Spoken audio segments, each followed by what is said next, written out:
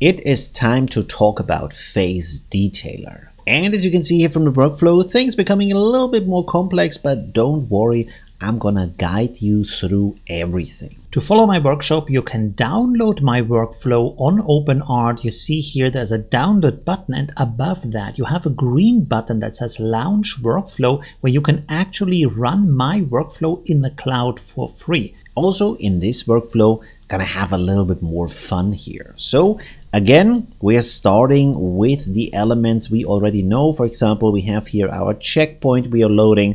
We have here the positive, the negative prompt, the first case sampler, the upscaling, the second case sampler, and then this is going into our ultimate SD upscale, as we have already seen in another video. However, in this case, I want to have a little bit more control over my composition. So I'm loading an image that I have painted with masterful skills here for my setup of a neon cyberpunk Tokyo scene here with a guy standing here in the street. Now I'm also using another trick here. You can see here I've created a little bit of what is called Perlin noise. You can do that in most of graphic programs.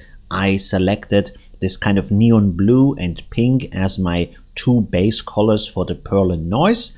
And then I'm doing here an image blend with 0.2. So we only have a little bit of the Perlin noise that is then blended onto the image. As you can see here, there's now a little bit of noise here everywhere in the image. That can actually help to create more interesting details in the output of your image. Okay, let's go up here and have a look at the prompt that I'm using. Solo, one boy, smiling, facing viewer, standing alone in an empty alley, sci-fi, cyberpunk megacity, Tokyo, neon signs, highly detailed, masterpiece.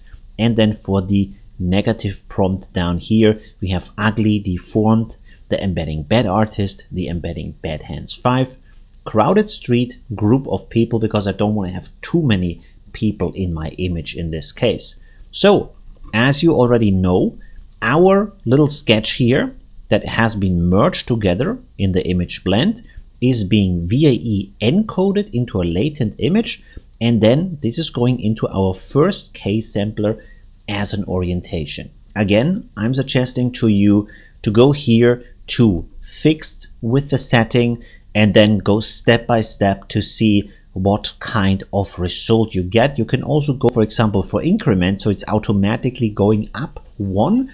And then when you find the image you like, you switch to fixed and you go 1 number back here with these little triangles left and right to have the same seed number as before. Because down here, as always, I'm outputting my latent here to a VAE decode so that I have here a preview of the image that we are generating. And the specific thing here, why I painted that scene, is because I want to have a very small figure in my scene. And as you can imagine, very small figure, face is not going to be good. There's no details in here because first of all, it's not enough resolution in there, but also secondly, most models are not trained to create these small images in here. This is why we require FaceDetailer. Then, of course, as you know, we do here the latent upscale. In this case, again, only to 1.5. You might want to use 2.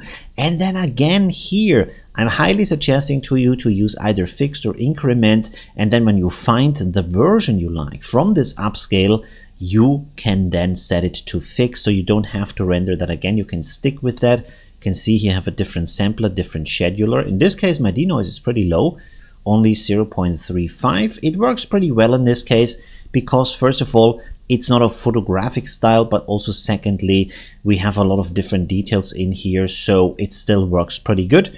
Here we have, of course, a higher resolution, but still the face is not good. Then, of course, next step, we want to have even more details, even better quality. So we are sending this image into the decode and then into our ultimate upscale. We connect everything here, the model, the positive and negative prompt, the VAE, the upscaling model, of course, is very important. And then we have the output. Now, the output, let's look over here. This is our result. The face is okay, but it's still pretty small. Even with the upscale model doesn't manage to create a beautiful, highly detailed face, so it can be better. And this is where we have our face detailer. So the face detailer is only one node. It has a lot of different settings that most cases you actually don't really have to touch any of that. And there is a little bit annoyingly, you have to connect two different things down here. And one of them, when you drag this out here, is not suggested to you. You have to type that. So double click on the background and you have to type Ultra, and then this says Ultra Lytics Detector Provider. This is what we need. This is going into the B-box detector. And then we also have a SAM model opt. For that, we use a SAM load. And you can see here the two models that we require for that.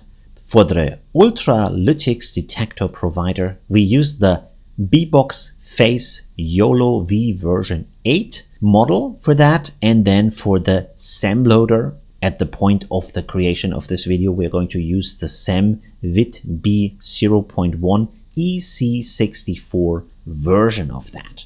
Now what this does is it's automatically detecting all the faces in your image. So if you have 10 different faces, this is going to render all 10 different faces in a higher resolution in here. So you might maybe not create images with tons and tons of faces, but of course you can get a whole group of people with nicer faces. This, by the way, can also be used in a tricky way, because you can see over here for the output, we for example have a mask output that is automatically detecting the face for you, turning that into a mask, and then you can actually invert the mask, you can play with that, you can do other things with that. So automatic face detection, pretty awesome. You can do some really cool and creative things with that. However, in this case, we're not doing that. We only have from our ultimate upscale the output into the face detailer. So this is rendering not the whole image, only the face. And now look at that. When I zoom in here, we have a beautiful detailed face in here with a nice face expression. Everything we need, of course. If we zoom in even closer, it's becoming a little bit blurry, but this is because there's not enough pixel, and this is just a very small part of the image, because right now we are super zoomed in. But as you can see from the whole scene, we're getting a beautiful face from a very small detail in the overall picture. And this is what Face Detailer is so good at for doing that. And as I said, it's only rendering the face. Again, this is only with Ultimate Upscale. This kind of face here is okay, but nothing special. And then over here, we have our result from the Face Detailer. It's just beautiful. Thank you for watching. Leave a like if you enjoyed this video, and see you soon. Bye. Oh, you're still here. So this is the end screen. There's other stuff you can watch like this or that. It's really cool. And yeah, I hope I see you soon. Leave a like if you haven't yet. And well, yeah,